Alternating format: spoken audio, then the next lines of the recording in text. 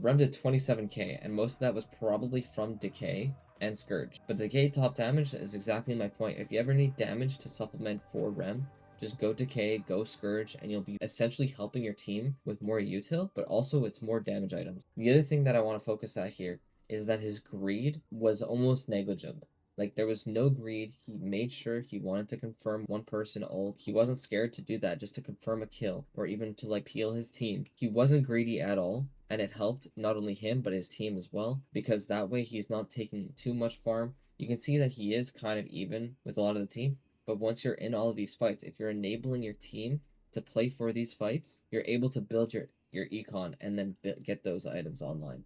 So he played it very, very well, because if you get your Rem early, you're giving the enemy team comeback souls, but your Rem's the richest on your team. We should trade hats. Obikym Rem. I'm mainly going to talk about the lane, because this is a pretty common thing for support players. You tend to go with your front line, just because they have the biggest HP pool, they're the easiest to support. Like, Rem's tag along as a percentage piece, so playing with a higher base pool is always better to play with. And plus, you can often bail out your front line from getting, like, parried or whatnot.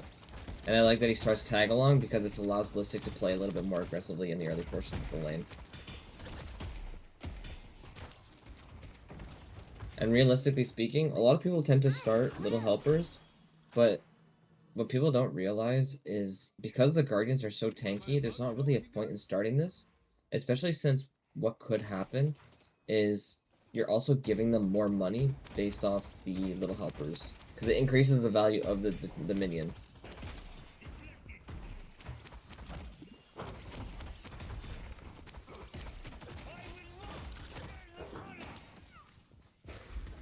Just a bunch of burger boxing.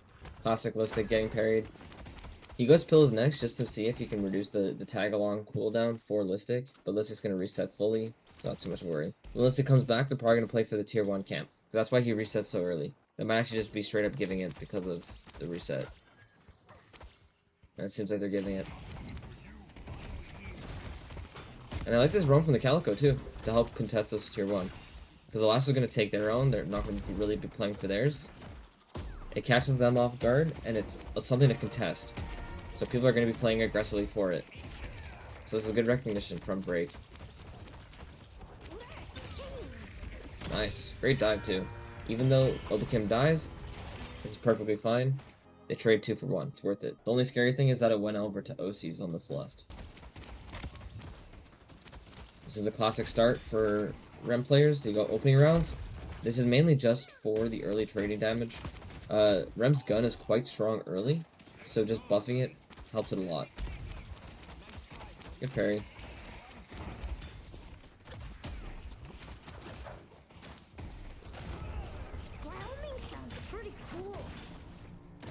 Great pillow from the Rem to push him away from the wall so he can't mantle over it to get out. That was a good usage of their abilities. They made it hard for the Abrams to run, especially with the bash down. Yeah. Oh, I love this from OC. It's just taking the roof boxes away from the enemies. Like, this is what you should be doing on Celeste.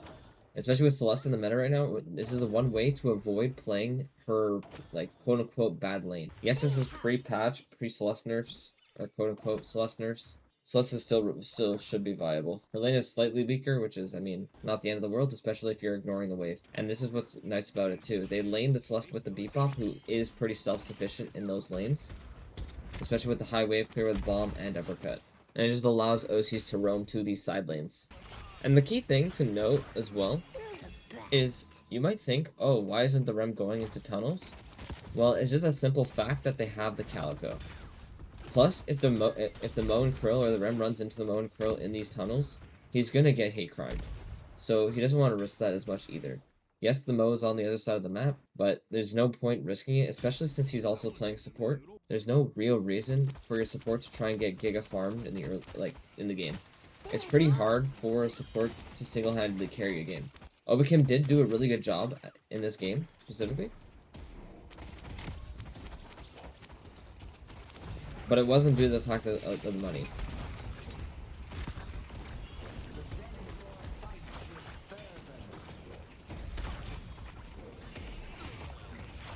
Nice.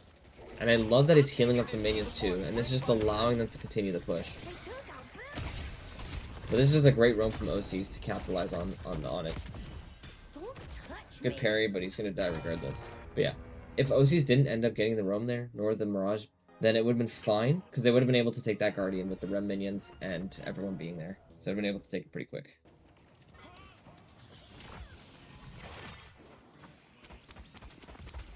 Nice little hyper line.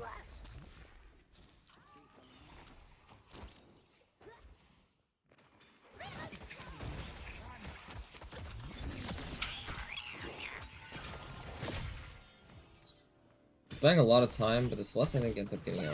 No, she doesn't.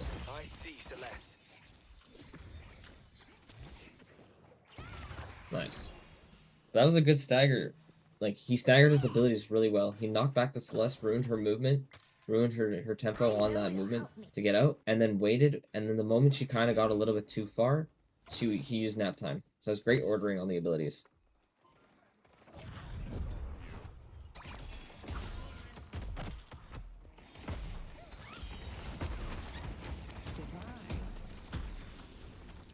He understands that the only way to save his teammates there is by putting the little helpers on them, gives them the extra movement speed and extra spirit resistance, which helps them live. And he's also trying to buy time for the tag along to come up. And because of that, he was able to heal them both back up. Even though they do lose the Guardian, it's still worth it. He doesn't lose his teammates. And now they can actually maintain the pressure, therefore they can contest like their side jungle.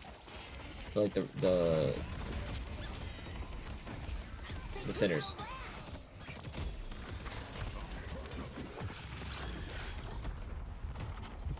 Nice little tech you can do with Rem. You can put a little helper on a minion in order to help you get out. He's still dead regardless, but still, he bought a decent amount of time. I'm a little surprised he didn't use his fast up there. I think he deemed that he didn't need to, and it was a bit of a waste. Because I think Zergy is probably calming that he's fine against the Moan Curl. He's going to be able to get the sinners safely, so it was fine. And I love this buy. His next buy is Decay. 1, it gives his Spirit Spike, which is great. But 2, because of how tanky they are with McGinnis, with Abrams, Moan Krill, Celeste, there's a lot of healing going around. Literally, you can put it on any one of these people, and it would be a good decay. Just cutting their healing is going to hurt them so much.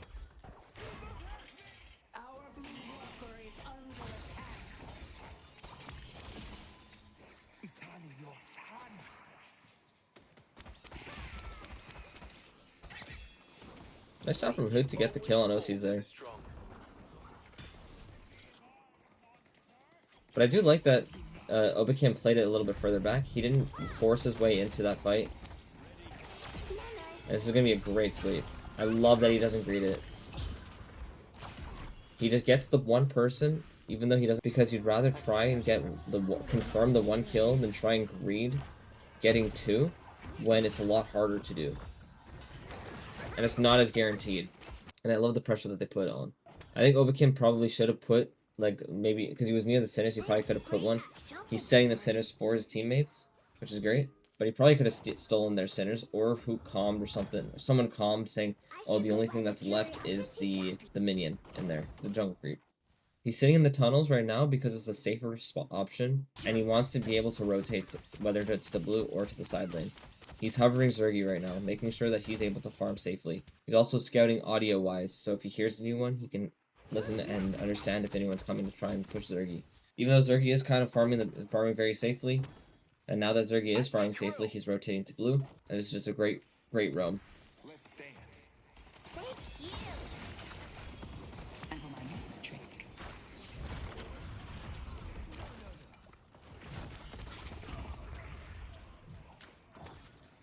Nice.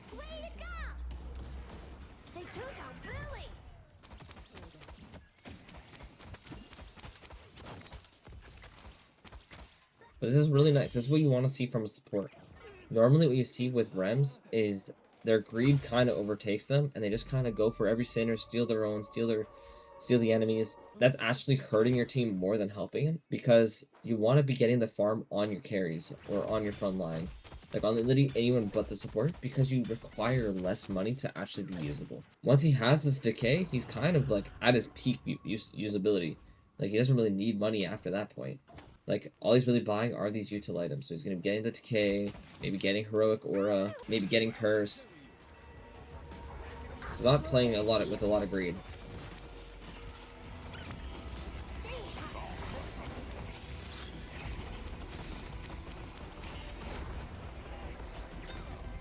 And I love that he's waiting on his tag along. A lot of people would just use it because they're like, oh, I have it on cooldown, my team needs some healing. But it does more healing based off how low they are. So it's great that he's waiting. Nice. He aligned himself perfectly to get that 3-man.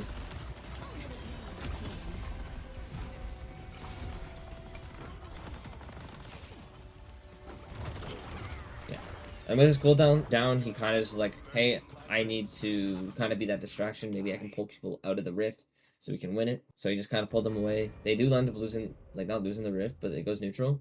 So it's okay. So they did buy enough time with that. And this is like where little hindsight. But now he can use his facet to go help Cosmetical. I mean, Cosmetical's probably dead, but he can defend this Guardian now if he wants to. Yeah, I like this. I like that he's opting away from it. He's playing with his team. He can't defend the Guardian 1v3. There's no point in just dying for free.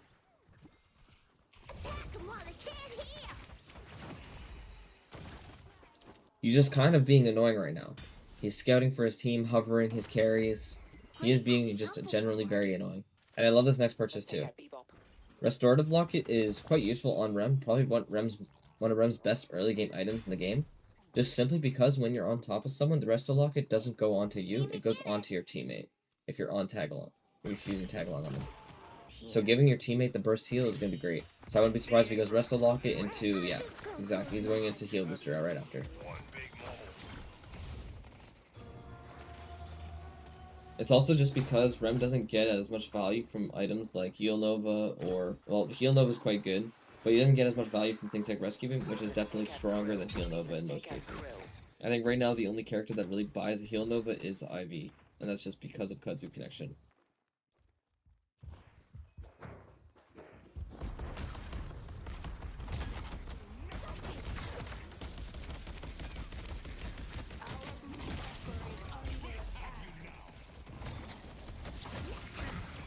I love that he's baiting in the Moan Curl.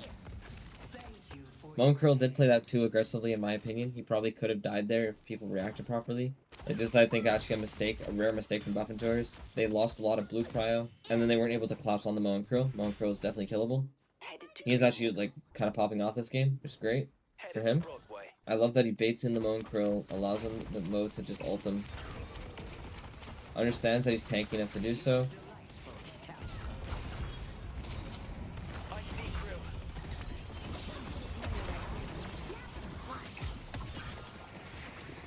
Again, it's better to just take the one person than try and greed the multiple, especially if it's going to guarantee you the kill. You make me feel safe. And this is why Rem is also, like, pretty good right now. They're using the tag-along to kind of, as, like, a pseudo-fortitude in this game, where they're just kind of, he's trying to keep his teammates up and healthy every single time. So that way they don't have to necessarily reset, so they can constantly play active.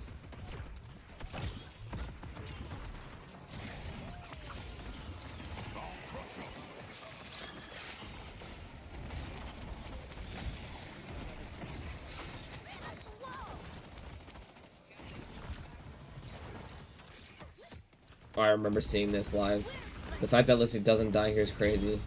The amount of healing this Rem provides for him is absolutely nuts. Okay, actually, never mind. He did die. But he survived. For a while, quite a while. And this should just be a mid-boss for Abrahams. This was a good fight from them. It was a good engage from Together on the Abrams to initially start that fight and get that fight going.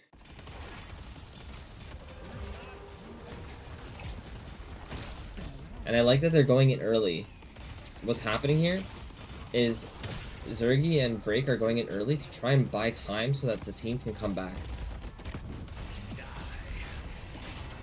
And then Abrahams makes a huge misplay.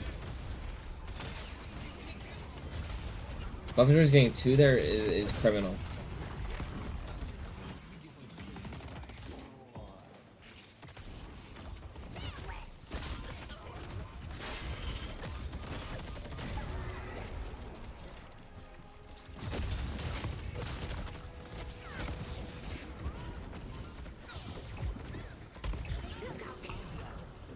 And he's just waiting for his cooldowns. He doesn't need to necessarily greet anything.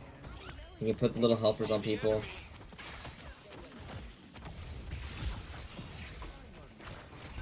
He's being patient with this too. He's using it as a resource as well to avoid a lot of damage. He's trying to bait in some stuff, and then the moment they've kind of wasted it, he can heal it back up to full using Tagalog. And it's something you can do in lane as well. You can kind of play forward quite a bit, and then when you have your little helpers on your minions, you can put the little helpers on the minions to help heal yourself back up.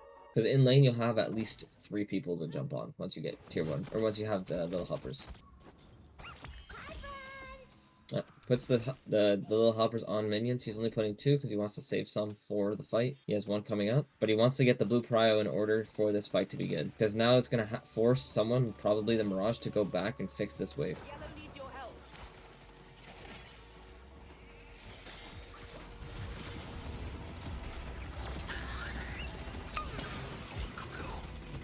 Good little pump fake on the nap time usage.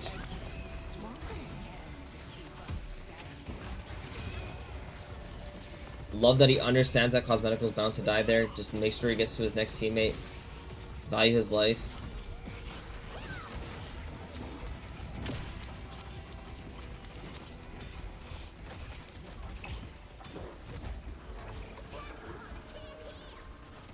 You know, the Rift goes neutral, you play for the fight. You want to win it so you can maybe take the walker.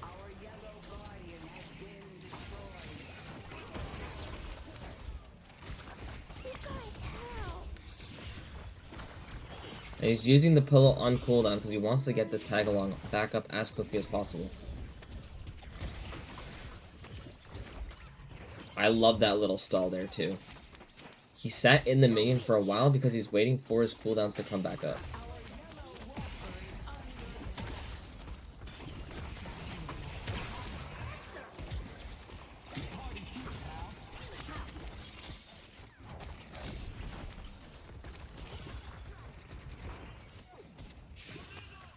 They recognize that the fight is too drawn out. Abrahams has the better respawn timers. They just back off before they stagger themselves too much. And this is a point where they understand that they're down. Abrahams has the tempo advantage in this game. So he's just making sure that his sinners are taken so that the enemy doesn't take them. And I'm assuming he's just saving up for Curse. They've got a few big things in the game. Like, he wants to cancel the Mo ult. He wants to neutralize the Celeste. Like, maybe get rid of Bebop. Definitely the McGinnis. Curse is just the big screw you button. Oh, I actually like Scourge too. Scourge is very good for Rem. Arguably one of Rem's best items in the game. And this is where it's like, sometimes you'll see Rems build like Torment Pulse or whatnot. This is why I say it's a little bit of bait. Because oftentimes, if you ever need damage on Rem, Decay plus Scourge are like the 2 damage items you should be going. Like, both of them are percent HP damage, which get augmented by Spirit, and you're 2 giving bonus Spirit as well as like extra duration, extra range on the items. It makes it very, very strong, which is why a lot of Rems will do a decent amount of damage in these team fights when they put like Scourge on their front line. And it's an easy way to get value, like good, strong value from your items. And plus now with the change as well, Scourge is definitely more of a supportive item because the debuff resist is on the active portion. So whoever has the Scourge will now get the debuff resist. So now Billy instead could focus on getting other things, and like in this case he's building more offensively in general because he knows he has the Rem to like support him and use the decay on and use the Scourge on him. So he can afford to do more greedy buys. But I still wouldn't mind Lista getting a Scourge into the late game, just due to how strong the item is on Billy regardless. And he can also like stagger them. So once the Rem 1 goes out, he can put his own on, and he can kind of just be a menace in their backline or in their face.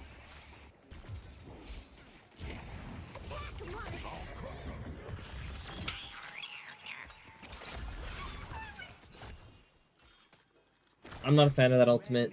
I can see why he did it. He wants to make sure that his team gets out safely. He doesn't know where the rest of the opponents are, so he wanted to make sure that his team could get out, but I don't think he necessarily needed to there. Like, he understands that the Abrams did pop ulti, especially with how Abrams have been building. They have the max ult second, so there's not really a major point in trying to ult an unstoppable Abrams in that situation, so that one's a little iffy for me. The Rem actually did buy the debuff reducer. I actually really love this item. I think it is one of the most underrated item components in the game. Just getting an innate 25% debuff resist is insanely powerful, especially on characters who really require like them to get out their abilities. And this way, if they ever get hate crime, they're actually able to like get them off. And this way, the Rem can play a little bit more aggressively in these team fights. So let's say he gets slowing hex, he's actually able to just wait it out and then just tag along onto someone. Like there's a few times where even on Billy, for example, like I'll often sit on debuff reducer as like for my green spike or whatnot, just because of how strong the item is. Especially if there's a lot of debuffs in the game or a lot of CC. He doesn't necessarily need to upgrade it. Like he's not planning on getting unstoppable. Unstoppable Rem is almost useless because you're really only trying to get your nap time out. And you have unstoppable on tier 3 up in that time. So he's probably, if he were to upgrade it super light, he'd probably end up getting Spellbreaker, and it's not really that useful. But he values it more for the debuff resist than anything else.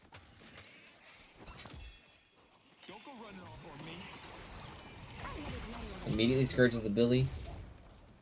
He maybe could have waited half a second longer to get the increased duration and range on it, but it's okay. Immediately gets out of tag-along rather than jumping to everybody there. He understands that his team is already healthy, and he wants to reduce the cooldown using the pillow toss to save it for the fight, or the potential of the fight. He also wants to get off quickly so he can reduce the cooldown of nap time. I understand why he's going Divine Barrier this game, just because of how strong the item is on Rem. Getting the increased value of your shielding and like barrier effectiveness just makes the item so much stronger when he's in tag along. So you can just really save someone in those dire needs. And plus, it's also really good because if someone has like anti-heal, you can Divine Barrier them and then use his tag along just to give them that big burst heal rather than it getting reduced. Good job. Yeah. I love that he cuts the wave there. It's super small, but makes it so it's easier for the lane to push quicker. You're gonna have to do a hell of a take out Celeste. Stop me. He tried to save Zergy there.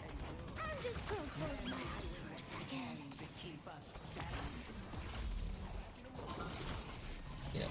Because he already used his tag along, he's just trying to top up everybody. He's not worrying too much about it. And again, similar to what happened before, they have to chase the Abrams, because what's going to happen is the Abrams is going to cut the wave, making this push a lot harder. And now that when they have the wave, they're like, okay, this Abrams can live. We don't need to chase him. We have a wave. We can actually push into their base now.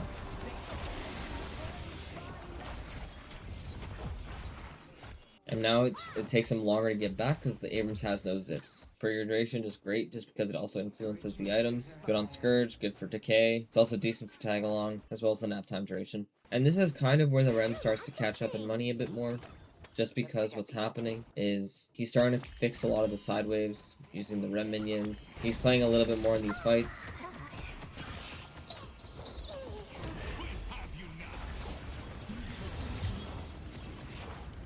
He single-handedly just saved Listic there. Listic would have 100% died without him.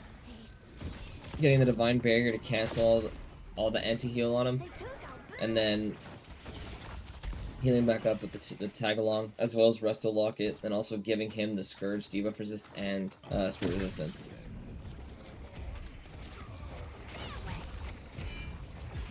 Even though Listic did die in the end, they used so much on him that now they can kind of just win this fight for free.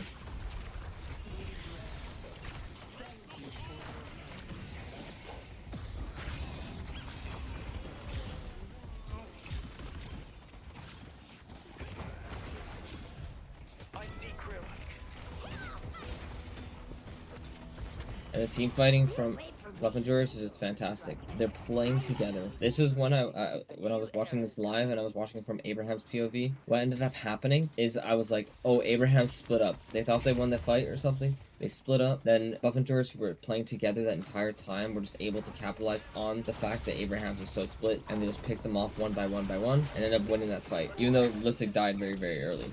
They make sure not to not drop right away. They want to make sure they have enough time for this mid boss, because if they drop, then all of these players are back up and they can't do the mid boss anymore. So they just wait, they play patient, they don't drop, they get the mid boss from this. And now Abrahams can't really contest, because now they have to fix all the waves, fix everything, and this is now just a free mid boss rather than something that Abrahams could have played for. Something I would have liked them to do is have someone scouting the side, make sure that like it is absolutely free, and then Obikym could just punch all three, therefore extending their rejuve duration. But small note, doesn't really matter. They should just be able to end the game. They have the rift. They can literally just rush it down with the rift minions. Like, they don't have to worry about this wave, and they can just take this fight freely.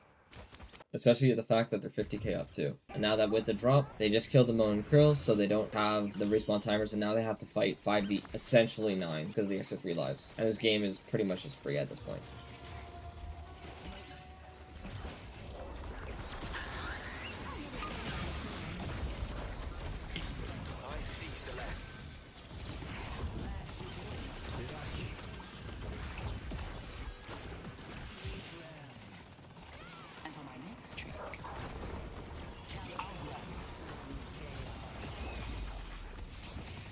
And this is like a super small note too.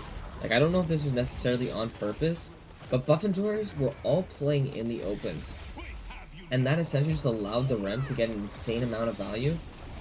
They might have even been common, like, especially the one on Zerg, he's like, hey, go up into the air, I can help you if you go up. That was just, it was just, because they're all playing in the open, the Rem can choose who he's jumping to, and therefore save a lot of these people. Plus, it's just better for their comp, especially with, like, the Lash. Like, the Billy can pull and chain more people. It works out very, very well.